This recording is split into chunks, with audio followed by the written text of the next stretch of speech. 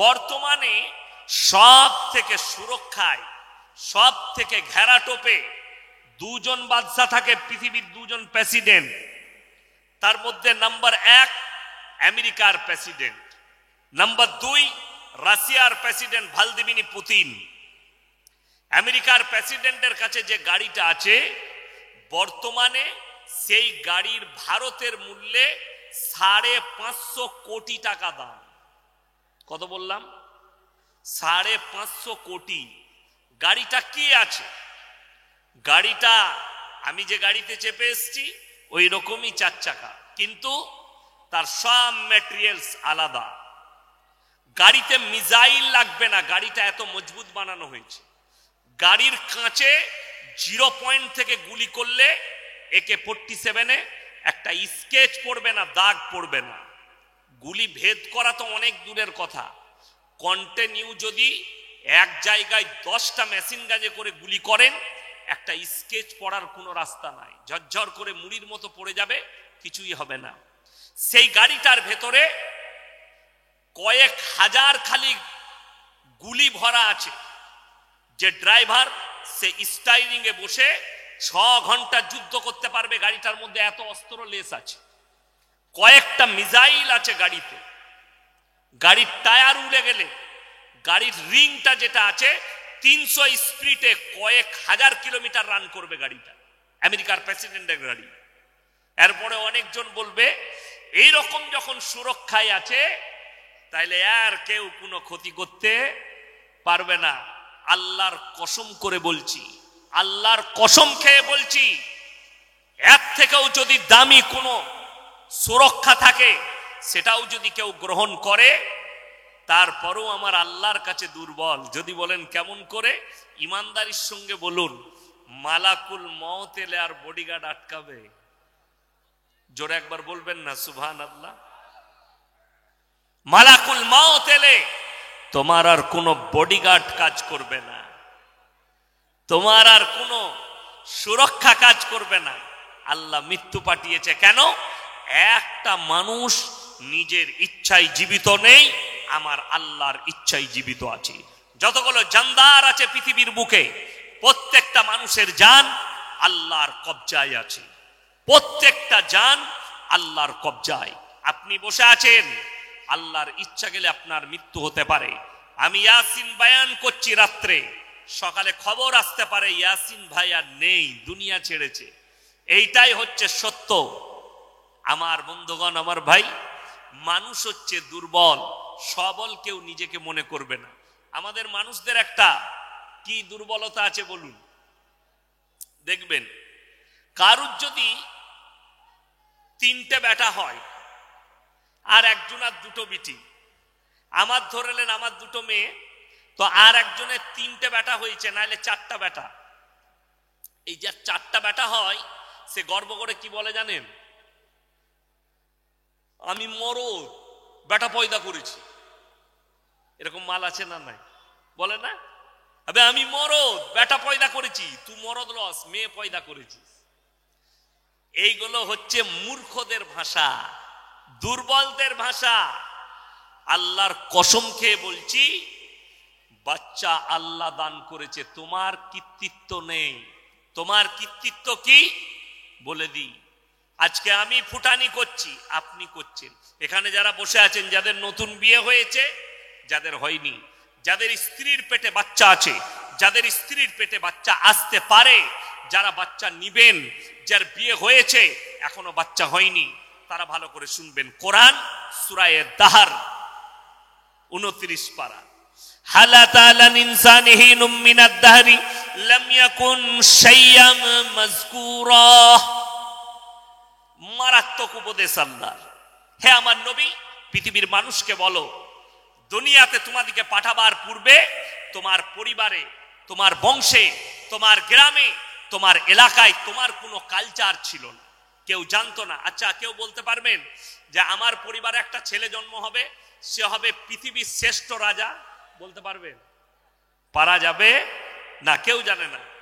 কে জানে কে চোর হবে, কে ডাকাত হবে, কে নেতা হবে, কে মন্ত্রী হবে, কে মৌলবি হবে, কে পীর হবে, কে ফকির হবে, কে ব্যারিস্টার হবে, কে জজ হবে?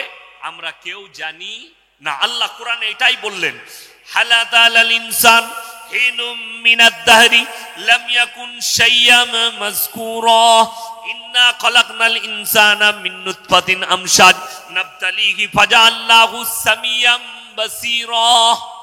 কোরআন একজন নারী স্বামী এবং স্ত্রী একত্রিত করে এক ফোঁটা পানি নিসাজ তোমরা স্ত্রী জরায়ুতে নিক্ষেপ করো, বাকি সমস্ত কাজ সকলে বলুন কার? আল্লাহ। ওই জন্য সূরা আল ইমরানে আছে, ওয়াল্লাযী ইউসাউবিরুকুম ফিল আরহামি কাইফা ইয়াশা লা ইলাহা ইল্লা হুয়াল আজিজুল হাকীম। হে নবী বলে দাও, মায়ের গর্ভে আমি আল্লাহ বাচ্চা দান করি আমার ইচ্ছা মতো, আমি আল্লাহ কারো পরামর্শে কাজ করি না। আজকে আমাদের সমস্যা কোথায় জানেন? অনেক মুসলমান ছেলে না হলে গণককারকে হাত দেখায়, গিয়ে কলকাতায়, শিয়ালদায়, বসিরহাটে গণককার বসে আছে, ফাল্লামা খুলে হাত দেখে বলে দাও আমার ছেলে হবে কিনা, ছেলে হলে কবে হবে, আমার ব্যবসা বাণিজ্য ভালো যাচ্ছে না, আপনি হাত দেখান। আল্লাহর কসম খেয়ে বলছে, আল্লাহ কোরআনে বললেন যে ওই মূর্খদের কানটা মুচুড়ে শোনাও, তারা যদি নিজেদিকে ঈমানওয়ালা বলে তাদেরকে বলো, হুয়াল্লাযী ইউসাউবিরুকুম ফিল আরহামি কাইফা ইয়াশা লা ইলাহা ইল্লা হুয়াল আজিজুল হাকীম। মায়ের গর্ভে বাচ্চা দান করি আমি আল্লাহ আমার ইচ্ছা মতো, আমি আল্লাহ কারো পরামর্শে কাজ করি না, আমি আমার ইচ্ছা মতো বাচ্চা দান করব। আপনি হুজুরকে বলতে পারেন, হুজুর দোয়া করবেন আল্লাহ যেন আমাকে সন্তান দেয়। আমরা দোয়া করব, আল্লাহ তুমি একটা নেক সালেহ সন্তান দান করো, আল্লাহ নেক সালেহ আওলাদ দান করো। হুজুর আপনার জন্য দোয়া করবে, আল্লাহ বেটা দাও।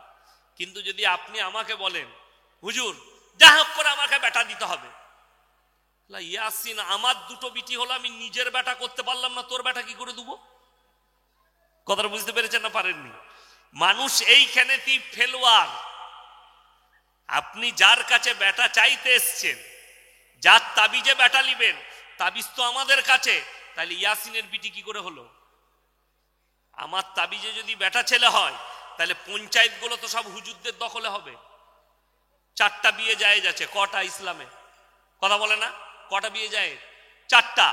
4টা বিয়ে করব, বছরে একটা করে বেটা, 4 10 10 বছরে কটা? 40টা। লাঠির জোর আমার, পঞ্চায়েত আমার। কথা বললি মার খাবি। কথাটা বুঝতে পারেন নাই? তাহলে ইয়াসিনের কি করে দুটো বিটি হলো? হুজুরের কি করে বিটি হলো? আমাদের তো সব বেটাই বেটা হতো। ধোকাবাজি, প্রতারণা, প্রবঞ্চনা।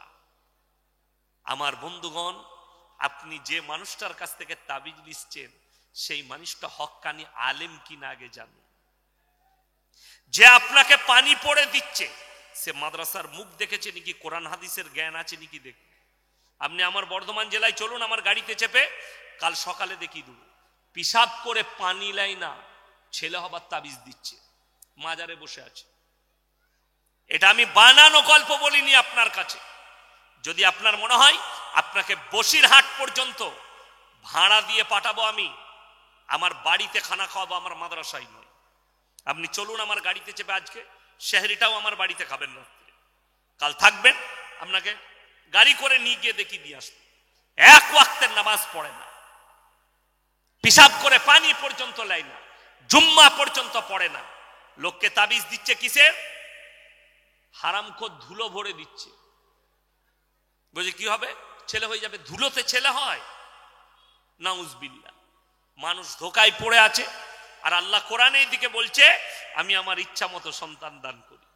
যারা ফুটানি করছেন যে আমার মারদানগিতে বাচ্চা হয়েছে, যারা ফুটানি করছেন আমি বাপের বেটা, আমি মরদ বেটা পয়দা করেছি, অনুরোধ করে বলছি কোরআনে চলুন, সূরা মারিয়াম। আল্লাহ ঈসা মসিহকে বিনা বাপে পাঠিয়েছেন, এটা আল্লাহর কুদরত। আল্লাহ বুঝিয়েছেন, মানুষকে শিক্ষা দিয়েছেন যে আমি আল্লাহ ইচ্ছা করলে বাপের প্রয়োজন পড়বে না।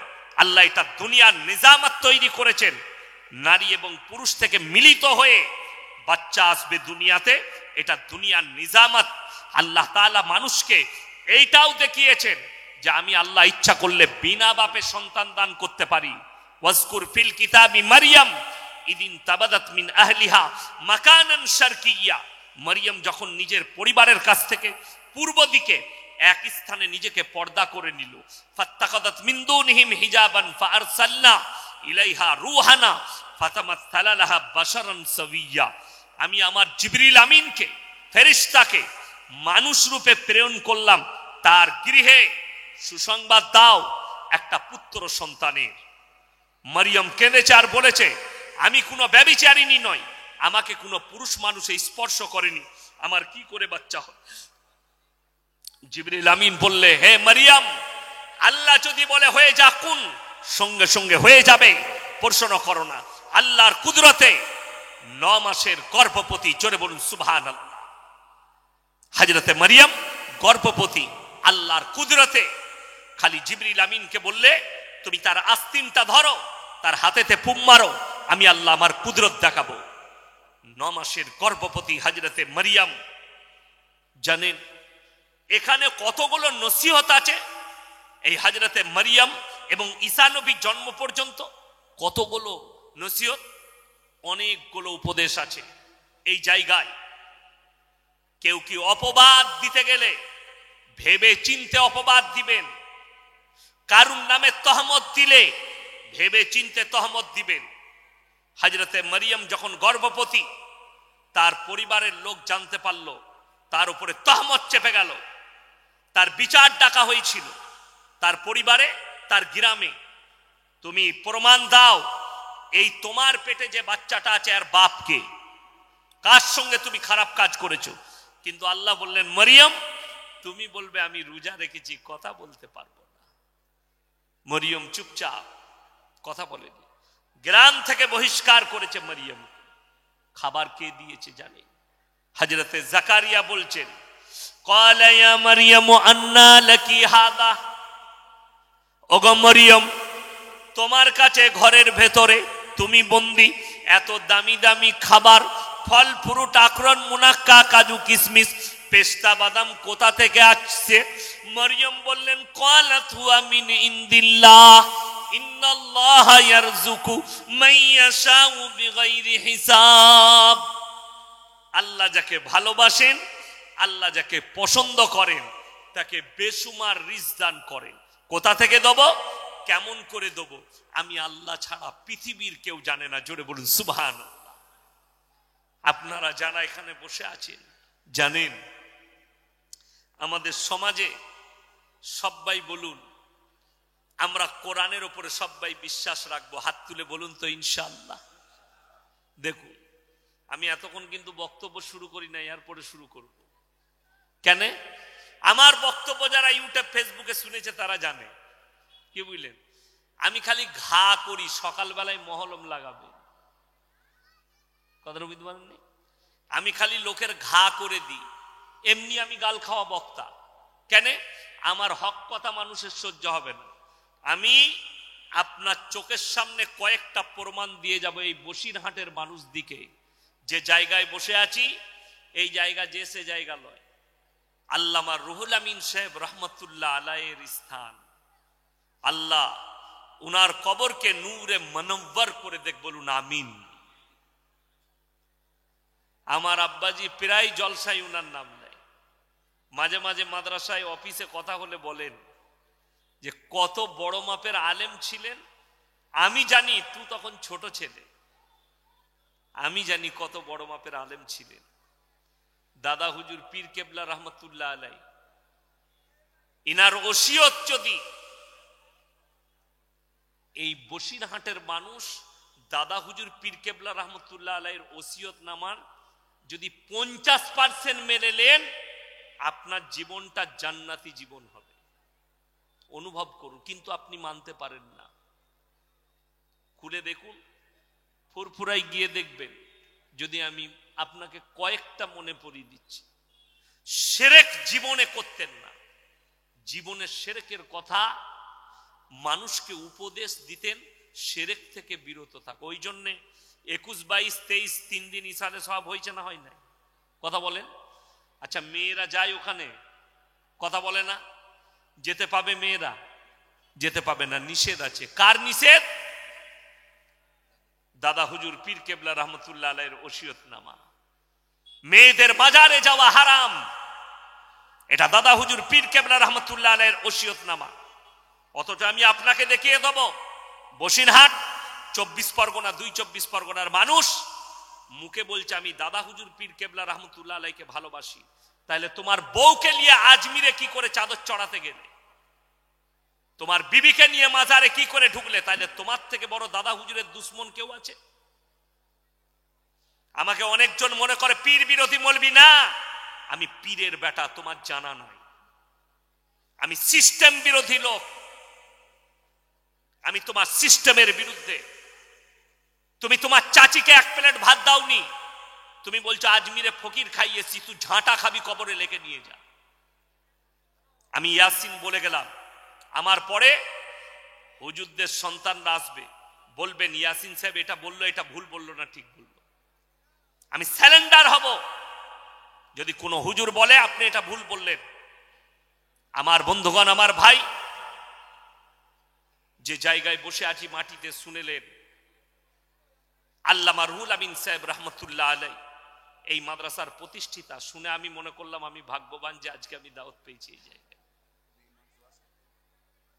আমি এই মঞ্চে উনি আওয়াজ করেছে, তো ওই জায়গায় আমি যে স্থান পেয়েছি আমি নিজেকে ভাগ্যবান মনে করছি আজকে। যাই হোক, আমি যে বলছিলাম, সবাই হাত তুলে বললেন কোরআনকে বিশ্বাস করি, কোরআনকে মানি। এটা তো মুসলমানদের মুখের কথা। আমলটা কি আছে ওইটা যাচাই করব আজকে। আমলটা কি? 1 নম্বর, সুদ খাওয়া হারাম না হালাল? জোরে বলবেন। হারাম। তার মানে এই বসিরহাট এলাকায়, ইটেন্ডা এলাকায় একটাও সুদখোর নেই। কথা বলে না? আছে?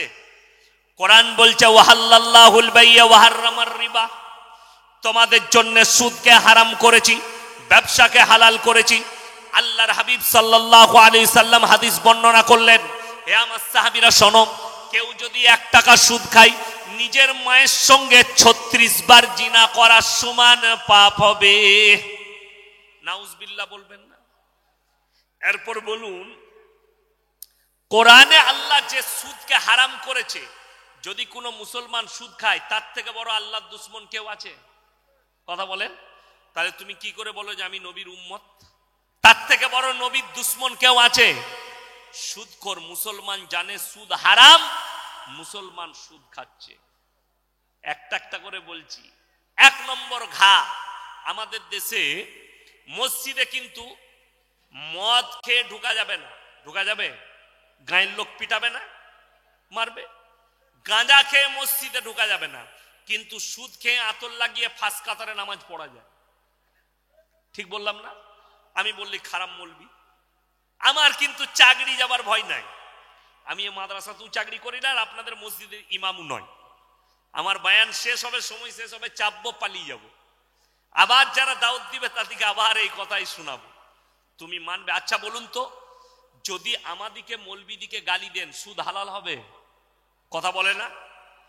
আমাদিকে গালি দিলে নবীজির হাদিস পাল্টাবে? পাল্টাবে না। যদি এটা জানেন, আমি চ্যালেঞ্জ ছুড়ে বললাম, যারা জিদ করে সুদ খাচ্ছেন, মৌলবিদের ওপরে জিদ করে সুদ খাচ্ছেন, হুজুররা বলার মালিক বলছে আমরা আমার কাজ করব, আল্লাহর কসম কিয়ামতের ময়দানে তোমাকেও দাঁড় করানো হবে।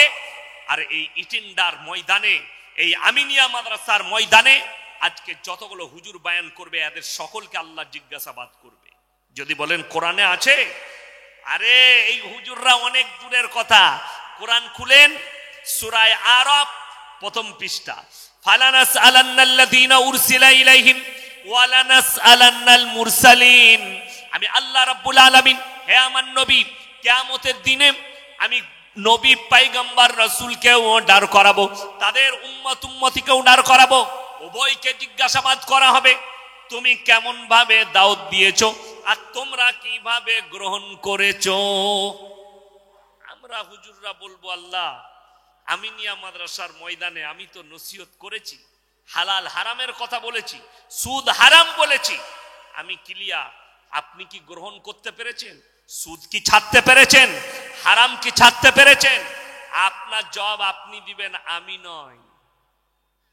কথাটা বুঝতে পারেননি? চলুন আগে। মদ খাওয়া, মদ গাঁজা মদ খাওয়া হারাম না হালাল?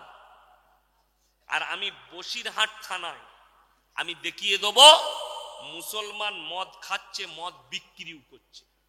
ঠিক বললাম না ভুল বললাম?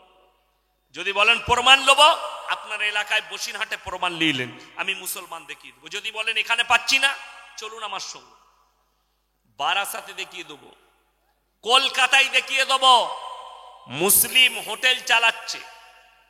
ওই জন্য জানেন আল্লামা ইকবাল এত মারাত্মক কথা লিখেছেন, ইস ঘর কো আগ লাগি ঘর কি চিরাগ সে। মুসলমান, তোমরা নিজেদের ঘর নিজের আগুন ধরিয়েছ। আজ নয়, নবী আকরাম সাল্লাল্লাহু আলাইহি সাল্লামের জামানা থেকে আজকে তারিখ পর্যন্ত যতগুলো ইসলামের দুশ্মন, বেশিরভাগ মুসলিম ঘরে জন্ম নিয়েছে, অন্য ঘরে নয়। পশ্চিম বাংলার মাটিতে তাকিয়ে দেখুন, ভারতের মাটিতে তাকিয়ে দেখুন, হযরতে হোসেন রাদিয়াল্লাহু তাআলা আনহুকে শহীদ করেছে কারা? মুসলিমরা। নবাব সিরাজউদ্দৌলাকে ধোঁকা দিয়েছে কে? তার ঘরের লোক। নবীজি সাল্লাল্লাহু আলাইহি সাল্লামকে সব থেকে বেশি কষ্ট দিয়েছে তার কাছের লোকরা, পরিবারের লোক। শুধু তাই নয়, টিপু সুলতানকে হত্যা করেছে কাছের লোক। আজও পর্যন্ত ভারতবর্ষে তাকিয়ে দেখেন, ইসলামের বিরুদ্ধে যতগুলো চক্করই আছে, কলকাতা থেকে দিল্লি, দিল্লি থেকে মুম্বাই, মুম্বাই থেকে বাংলাদেশ, যতগুলো দুশ্মন সব মুসলমান ঘরে জন্ম নিয়েছে। আর আমি খালি চিন্তা করি, আপনারা জানেন সব থেকে বেশি নাস্তিক আছে বাংলাদেশের মাটিতে। বাংলাদেশের মাটিতে নাস্তিক বেশি। তসলিমা নাসরিনের বাড়ি কোথায়? কথা বলে না? বাংলাদেশ। আসাদ নুদের বাড়ি কোথায়? বাংলাদেশ। এইরকম আরো কয়েকটা হারামের আওলাদ আছে যারা কোরআনের বিরোধী কথা বলছে, আল্লাহ বিরোধী, সব বাংলাদেশে বাড়ি। এই পশ্চিম বাংলায় দেখছেন না কটা ইউটিউবার বেরিয়েছে টিভি চ্যানেল খুলে, সব এরা মুসলমান নামে, কিন্তু এরা হচ্ছে মুসলমানের দুশ্মন। মুসলমান চিনতে ভুল করো না দুশ্মনকে। আমার ভাই, কিয়ামত তো তবে হবে, তা না হলে তো কিয়ামত হবে না। মদ হারাম চেনে মুসলমান, মদ খায়, মদ বিক্রি করে। মদ গাঁজা হারাম, মুসলমান মদেরও ব্যবসা করছে, গাঁজারও ব্যবসা করছে। বাংলাদেশে কেন বললাম জানেন?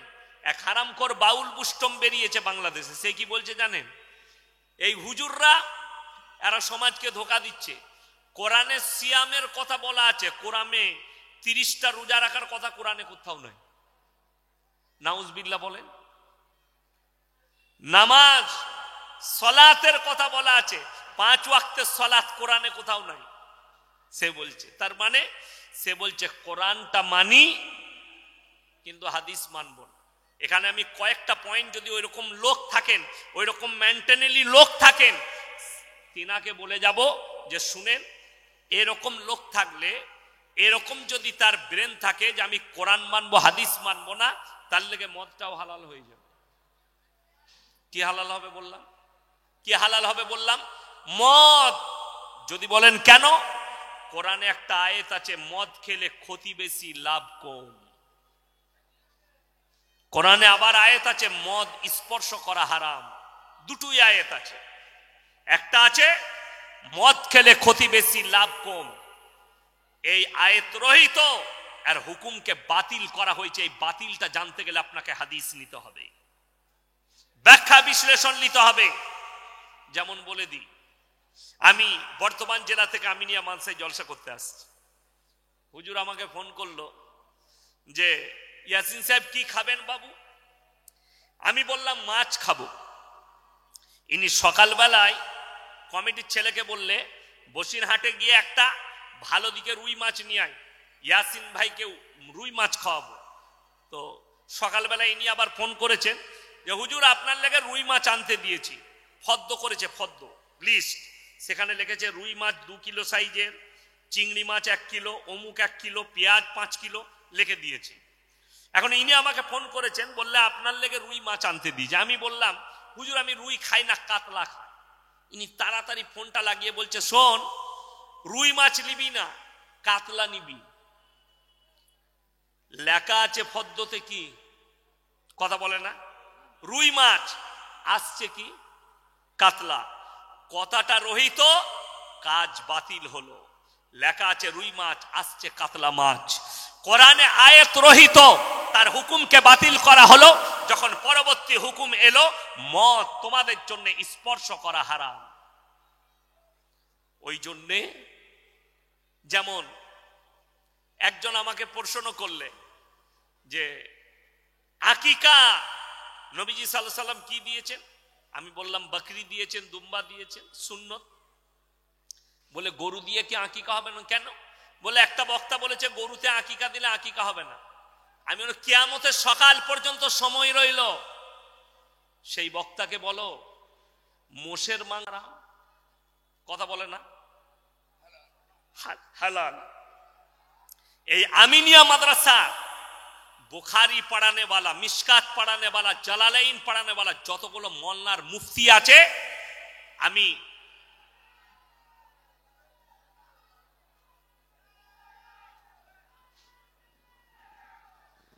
আমার ভাই তো যতজন বড় বড় মুহাদ্দিস আছেন, আমি চ্যালেঞ্জ দিলাম কিয়ামতের সকাল পর্যন্ত চ্যালেঞ্জ, একটা যদি বার করতে পারেন হাদিস, একটা হাদিস জয়ীফ হাদিস যদি কেউ বার করতে পারে যে নবীজি সাল্লাল্লাহু আলাইহি সাল্লাম কিংবা সাহাবীরা কেউ মোষের মাংস খেয়েছে, আমি কিয়ামতের সকাল পর্যন্ত সময় দিলাম, আমি জুতোর মালাটা পরবো ইনশাআল্লাহ।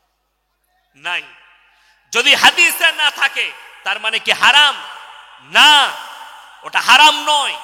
তার মানে হচ্ছে যেটা হাদিসে নাই কোরআনে আছে, এটা আলেমদের ইজমা, ওলামাদের ইজমা। এই ইজমাটা হচ্ছে কি, যে গরুর আকৃতির যতগুলো প্রাণী আছে তোমাদের জন্য হালাল করা হয়েছে, অর্থাৎ মোষের আকৃতি, মোষের আচরণ সব কিছু গরুর মতো, গরুর মতো নয়, ওই জন্য আল্লাহ হালাল করেছেন। এইটা হচ্ছে ইজমা। আর মোষ হালাল হলো, কিন্তু একটা হাদিস কেউ দেখাতে পারবে না, কোন মৌলবি বাপের বেটা দেখাতে পারবে না, কিয়ামতের সকাল পর্যন্ত দেখাতে পারবে না নবীজি সাল্লাল্লাহু আলাইহি সাল্লাম কিংবা ওনার সাহাবীরা কেউ কোনদিন মোষের মাংস খেয়েছে। একটা হাদিস আছে, একটা হাদিস, একটা জয়ীফ হাদিসও নেই। আমার বন্ধুগণ, আমার ভাই, মদ হারাম, এটাকে অ্যাকসেপ্ট করলেন। 5 ওয়াক্ত নামাজ পড়া ফরজ না ফরজ নয়? জোরে বলুন, ফরজ। আমি চ্যালেঞ্জ ছুড়ে বললাম গোটা বসিরহাট থানায় 100টার মধ্যে 80টা বেনামাজি আছে। ঠিক বললাম না ভুল বললাম? নামাজ পড়ে না। কেন? কিন্তু রমজান মাস আলাদা। রমজান মাসে আমাদের ছেলেরা ওলি হয়ে যায়, ওলি হয় না? যুবকরা বলছে রমজান মাসে দাড়ি রেখেছে, দাড়ি মানে পহেলা রমজান থেকে আর দাড়ি কাটবে না। 20টা রমজান হয়েছে, দাড়িগুলো বড় বড় হয়ে গেছে। তো পাড়ার লোক বলছে দাড়ি কাটবি নি? না না, দাড়ি কাটবো না। কিন্তু যেদিনে চাঁদ উঠবে আমাদের দেশে দেখবেন চাঁদ রাত থেকে ঈদের দিন সকাল পর্যন্ত সারা রাত সেলুন খোলা থাকে। ঠিক বললাম না ভুল বললাম? কেন? সেই দিনে মালগুলোকে চেঁচে নামাবে, চাঁদ উঠে গেছে, শ্বশুর বাড়ি যাবে। আচ্ছা বলুন, রোজার মাসে রাখা সুন্নত আর বাকি টাইমে কাটা সুন্নত? এই যে মেন্টালি, এই যে আপনার ব্রেনে এটা আঘাত করেছে যে রমজান মাসে দাড়ি কাটতে নেই আর বাকি টাইমে দাড়ি কেটে দাও, এই গুনাহটারই আপনি হিসেব দিতে পারবেন না। আরে আল্লাহর কৃপা হয়েছে যে রমজানুল মুবারকের মাস পেয়েছেন, দাড়ি আপনার মুখে গজিয়েছে, আল্লাহর কাছে শুকর আদায় করে বলো আল্লাহ দাড়ি রাখার তৌফিক দিয়েছো, আর জীবনে দাড়ি কাটবো না। আচ্ছা, দাড়ি কাটার নেকির কাজ না দাড়ি রাখা? দাড়ি রাখা। কিন্তু বেশিরভাগ লোক দাড়ি আমরা চেঁচে দিই। আমার ভাই, 5 ওয়াক্তের নামাজ ফরজ বুঝলেন। আমাদের সমাজে 3টে কোয়ালিটির নামাজি আছে। কটা বললাম? 3টে। একটা হচ্ছে 5 ওয়াক্তের নামাজি, আর একটা হচ্ছে জুম্মার, আর একটা হচ্ছে ঈদ বকরা ঈদের। ঈদের দিনে লাপাই কোন মাল কটা বেশি? যারা জীবনে নামাজ পড়ে না তারা। ঠিক বললাম না ভুল বললাম? ঠিক। ঈদের দিনে কি বুঝলেন, সেই নামাজের আগে বলবে হুজুর এর নিয়তটা বলে দিবেন তো। নিয়ত নিয়ে কি করবি বে? আত্তাহিয়াতু জানে না, দরুদ শরীফ জানে না, দোয়ায়ে মাসুরা জানে না, সানা জানে না, বলছে হুজুর নিয়তটা বলে। নিয়তটা নিয়ে ধুয়ে খাবি? আমি 15-20টা গ্রাম আমার পেছনে ঈদের নামাজ পড়ে, তো আমি আর পর নামাজে দাঁড়াবো, একজন এসে বলছে হুজুর নিয়তটা বলবেন তো। আমরা আত্তাহিয়াতু জানিস? না। দরুদ শরীফ? সানা? না, কিছু জানি না হুজুর। আমি তুই গিয়ে খালি এমনি মাথা টোক, তোর এমনিও হবে না। নিয়ত নিয়ে কি করবি? এই লোক নিয়ত নিয়ে কি করবে আমাকে বুঝান। জীবনে নামাজ পড়ে না, খালি ঈদ আর বকরা ঈদ পড়বে। নাউজবিল্লাহ। আমাদের দেশে আর একটা নামাজি আছে, এই নামাজিটা হচ্ছে বেনামাজি। বিসমিল্লাহ। নিজেকে মুসলমান দাবি করে, আশিকে রাসূল দাবি করে, নামাজ পড়ে না। তারা কি বলে শুনেন, চায়ের দোকানে বসে থাকে, এটা 10% আছে, 10%। চায়ের দোকানে কি বলে জানেন? আমি নামাজ না পড়তে পারি, গ্রামে আমি ভালো লোক, নামাজ না পড়তে পারি। ও নামাজ পড়ে না, রোজা রাখে না, কিন্তু ও বলছে আমার মতো ভালো লোক আর গ্রামে নেই। ওই রকম লোক যদি কেউ এই জলসা তালায় থাকেন, মজলিসে থাকেন, আমার আওয়াজ তার কানে পৌঁছাচ্ছে, অনুরোধ করে বলছি তিনি আমার এই কোরআনের আয়াতটা একটু গৌর করে শুনবেন। কিয়ামতের দিনে আল্লাহ রাব্বুল আলামিন দুটো রাস্তা, একটাই জান্নাতীরা প্রবেশ করবে আর একটাই জাহান্নামীরা। আমার আল্লাহ রাব্বুল আলামিন কোরআনে বললেন, হে আমার বিশ্ব নবী, পৃথিবীর মানুষকে বলো, যখন জান্নাতীরা জান্নাতে প্রবেশ করবে আর জাহান্নামীরা জাহান্নামে প্রবেশ করবে, জান্নাতীরা জাহান্নামীদেরকে দাঁড় করাবে আর প্রশ্ন ছুড়ে দেবে, ফি জান্নাতি ইয়াতাসাআলুনা আনিল মুজরিমিনা মা সালাকাকুম ফি সাকার। তোমরা কেন জাহান্নামে যাচ্ছ? তোমরা বলতে আমরা ভালো লোক, তোমরা বলতে ভদ্রলোক, আজকে কেন তোমরা জাহান্নামে যাচ্ছ? 1 নম্বর উত্তর তারা দেবে, ক্বালু লাম নাকু মিনাল মুসাল্লিন। আমরা নামাজি মুসল্লিদের মধ্যে ছিলাম না। 1 নম্বর উত্তর, ক্বালু লাম নাকু মিনাল মুসাল্লিন, আমরা নামাজি মুসল্লিদের মধ্যে ছিলাম না। ওয়ালাম নাকু নুতিমুল মিসকিন, আর আমরা মিসকিনকে খানা খাওয়াইতাম না, তাই আল্লাহ আমাদিকে জাহান্নামে পাঠিয়েছেন। 1 নম্বরটা মারাত্মক, নামাজি ছিলাম না। নামাজ মারাত্মক হাতিয়ার। হাত তুলে বলুন আজ থেকে কেউ নামাজ কাজা করব না। হাত তুলে বলুন তো একবার জোরে ইনশাআল্লাহ। আরো জোরে বলুন ইনশাআল্লাহ। নামাজ জীবনে কাজা করবেন না, যত কষ্টই হোক নামাজটা আদায় করুন। আমি কত কিলোমিটার এলাম জানেন? 220 কিলোমিটার রাস্তা। আমার বাড়ি থেকে 2:30টায় বেরিয়েছি, এখানে ঢুকেছি 7:30টায়। আমি খুশি হয়েছি কোথায় জানেন? এসে আমি এশা ধরতে পেরেছি, তারাবি পড়তে পেরেছি। আমি আল্লাহ শুকর আদায় করলাম যে আল্লাহ জ্যামে পড়িনি, জ্যামে পড়লে হয়তো নামাজটা কাজা হয়ে যেত, তারাবিটা ছেড়ে যেত। খুশি হয়েছি। আর বড় কষ্ট লাগে, আপনি সুযোগ খুঁজেন যে কি করে নামাজটা ছেড়ে দিতে পারি। আপনি ফন্দি খুঁজছেন কি করে নামাজ ছেড়ে দিতে পারি, অথচ কোরআনে আছে ইন্না সলাতা তানহা আনিল ফাহশাই ওয়াল মুনকার। নিশ্চয় নামাজ এমন একটা ইবাদত, মানুষ যখন নামাজ পড়তে লাগে তাকে অশ্লীল কাজ থেকে সরিয়ে ভালো কাজের দিকে নিয়ে আসে। জোরে বলুন সুবহানাল্লাহ। আপনি নামাজ ছাড়বেন না, নামাজ কম্পালসারি। যদি বলেন কেন, শুনেলেন